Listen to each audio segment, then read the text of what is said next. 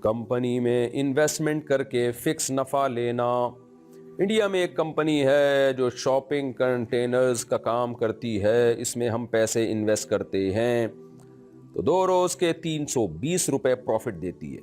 क्या हमें ये प्रॉफिट लेना जायज़ है या नहीं? अमतुल्लाह इंडिया से। देखें, ऐसे पैसे इन्वेस्ट करना कि वो रोज़ाना 320 रुपए दे रही है, किस चीज़ के दे रही है भैया आपको 320 रुपए? बाज़ दफ़ा तो ये होता है कि आपने कैश पे, कंपनी ने कैश पे कोई चीज़ ख़रीदी और आगे किस्तों पे बेच दी, तो उसका प्रॉफिट मुतय्यन होता है, वो मुतय्यन प्रॉफिट आपको देती है। लेकिन अगर ऐसी कहानी नहीं है तो फिर ये सूद है, ये हराम है आपके लिए। आप कंपनी से कहें कि भाई जो हमारे पैसे लगे हैं उससे जो भी आप बिज़नेस कर रहे हैं उसमें परसेंटेज में हमें शिरकत दें आप। कौन सी कंपनी में शेयर्स के लिए इन्वेस्टमेंट कर सकते हैं? ऐसी कंपनियां जिनका बुनियादी बिजनेस हलाल होता है लेकिन इनकी कुछ आमदन हराम चीज़ों से भी होती है। ऐसी कंपनियों में शेयर की इन्वेस्टमेंट करना हलाल होगा या हराम होगा? इकरार, जयपुर इंडिया से। अगर कंपनी का बुनियादी बिजनेस हलाल है तो उसमें उस कंपनी के शेयर्स खरीदना भी हलाल है, और लेकिन इतनी बात है कि जो आपको प्रॉफिट होगा उसमें एक अंदाज़ा लगाएं कि कंपनी ने हराम बिजनेस वाला प्रॉफिट इसमें कितना शामिल किया है, तो एहतियातन वो परसेंटेज आप सदका कर दें। जैसे बाज़ दफ़ा ये होता है कि आपने एक कंपनी के शेयर ख़रीदे, उस कंपनी का काम हलाल है, लेकिन उस कंपनी ने बैंक में भी कुछ पैसे रखवाए हुए जिनसे कंपनी सूद ले रही है और वो सूद भी प्रॉफिट में शामिल हो रहा है। तो जब शेयर्स पे आपको प्रॉफिट होगा ना, तो उस प्रॉफिट में चंद फीसद आप ये सोच के सदका कर दें बिला नीयत सवाब कि ये जो मेरे प्रॉफिट में हराम शामिल हुआ है जो मेरे हिस्से में, वो मैं सदका कर रहा हूँ, तो वो बाकी प्रॉफिट इंशाअल्लाह आपके लिए जायज़ हो जाएगा। बिदअत करने वालों को किराए पर मकान या दुकान देना।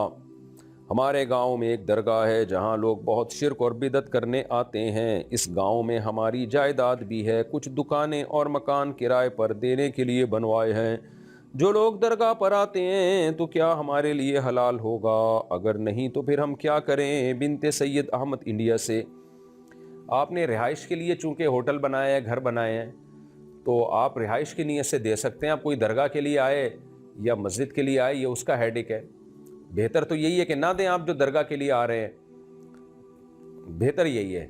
लेकिन अगर दे दिया तो उसकी आमदन हलाल होगी, क्योंकि ये गुनाह में आपकी तरफ से बराह रास्त मुआवनत नहीं है, क्योंकि आपने तो इस नीयत से दिया है कि रहने के लिए दिया है ना, कोई भी आके रहे। लेकिन स्पेशल अगर इस नीयत से आपने बनाए हैं कि दरगाह वालों को बड़ी टेंशन हो रही है, यहाँ ज़ायरीन आते हैं और उनके लिए रिहाइश की जगह नहीं है, तो चलो हम यहाँ रिहाइश की जगह बनाते हैं ताकि इनकी टेंशन ख़त्म हो जाए, तो फिर ये आपके लिए हराम और नाजायज़ होगा ये अमल। लेकिन अगर आपने सिर्फ इस नीयत से बनाए हैं कि कोई भी रहने के लिए आना चाहे, तो अगर कोई आता है दरगाह की नीयत से तो ये उसका अपना अमल है, इसमें इंशाअल्लाह आप गुनहगार नहीं होंगे। और एहतियात इसमें है कि आप जो है होटल में या रिहायशी जगह जो आपने बनाई है वहाँ एक बोर्ड लगा दें और उसमें ये लिख दें कि दरगाहों पे जिस तरह से आजकल हाज़िरी दी जा रही है और जो कुछ किया जा रहा है शरअन ये हराम अमल है, उस पर कुरान और सुन्नत की रोशनी में या उलमा के फतावा वगैरह वो लिख के लगा दें, तो इससे और ज़्यादा बेगुबार मामला हो जाएगा। शौहर नशा करता हो तो बीवी क्या करे? मेरी शादी को 1 साल होने वाला है, मैं सिर्फ 3 महीने शौहर के साथ रही हूँ, फिर मैं वालिदैन के घर रह रही हूँ। मेरा शौहर आइस का नशा करता है, अब मैं इससे तलाक का मुतालबा कर रही हूँ तो वो तलाक नहीं दे रहा, इस सूरत में मैं क्या करूँ? बहुत ही गंदा काम कर रहा है जी, अल्लाह उसको हिदायत दे। आइस का नशा तो बड़ा ख़तरनाक होता है। बाकी ये कि अगर आप ये समझती हैं कि इसके साथ आपका गुजारा मुश्किल है और मसाइल ज़्यादा पैदा होंगे आपके लिए, तो तलाक का मुतालबा करना आपके लिए जायज़ है, इसमें इंशाअल्लाह कोई गुनाह नहीं है। शौहर तलाक दे दे तो अच्छी बात है, नहीं देता तो फिर आपको इसी के साथ गुजारा करना पड़ेगा, क्योंकि तलाक का हक़ अल्लाह ने शौहर को दिया है। औरत को कोर्ट के ज़रिए तलाक का हक़ उस वक्त दिया है जब शौहर बेसिक और बुनियादी हुकूक ज़ाया कर रहा हो। मिसाल के तौर पर आइस का नशा करता है और उस नशे में आके बेतहाशा मारना पीटना शुरू कर देता है, आपको ख़तरा है, कुछ जान का ख़तरा है उससे, या कोई बहुत ज़्यादा टॉर्चर करना शुरू कर देता है, या वो आपका बेसिक नान नफ़का ही नहीं उठा रहा है।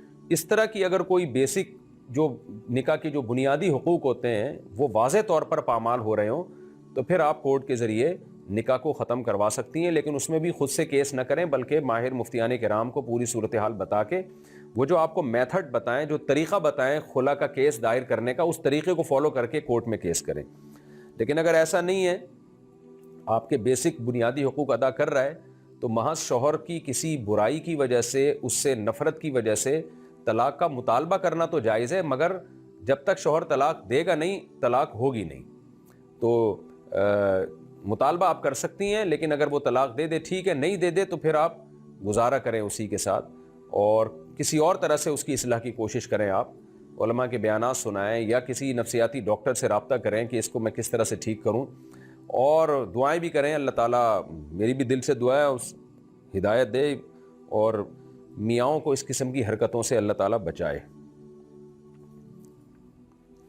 شوہر کماتا نہ ہو تو بیوی کیا کرے؟ میں اپنے شوہر سے بہت پریشان ہوں، وہ کوئی کام نہیں کرتے، دن بھر گھر پر پڑے رہتے ہیں اور مجھ سے چاہتے ہیں کہ میں ان کا ہر کام کروں، میں ان کے آگے پیچھے پھروں، انہیں کما کر بھی کھلاؤں، گھر میں بھی کھانا بنا کر دوں۔ اس صورت میں کیا کروں؟ دیکھیں، ایک تو شرعی مسئلہ ہے اور ایک ہے مشورہ۔ مسئلہ میں بتا دیتا ہوں کہ شوہر اگر بیوی کا بنیادی نان نفقہ ہی نہ اٹھا رہا ہو تو عورت کے لیے جائز ہے کہ وہ شوہر سے طلاق کا مطالبہ بھی کر سکتی ہے۔ شوہر اگر طلاق نہ دے تو کورٹ سے طلاق بھی لے سکتی ہے، یعنی یک طرفہ خلا جسے کہتے ہیں، جو اصل میں فسخ نکاح ہوتا ہے۔ لیکن اس کے طریقہ یہ ہے کہ آپ جہاں آپ کی رہائش ہے وہاں مفتیان کرام سے، یا دارالعلوم کرنگی ہے، بنوری ٹاؤن ہے، یا جامعۃ الرشید، کہیں فتویٰ لکھیں، یا جامعہ اشرفیہ لاہور میں یا پشاور میں یا کوڑا خٹک ہے، تو فتویٰ لکھیں کہ بھئی میں ایسے میاں سے جان چھڑانا چاہتی ہوں، اس کا مجھے شرعی طریقہ بتائیں۔ تو وہ جو طریقہ بتائیں اس طریقے کو فالو کر کے آپ کورٹ میں کیس داخل کریں۔ یہ تو ہے شرعی مسئلہ، یعنی آپ طلاق لیں گی تو گناہ نہیں ہوگا۔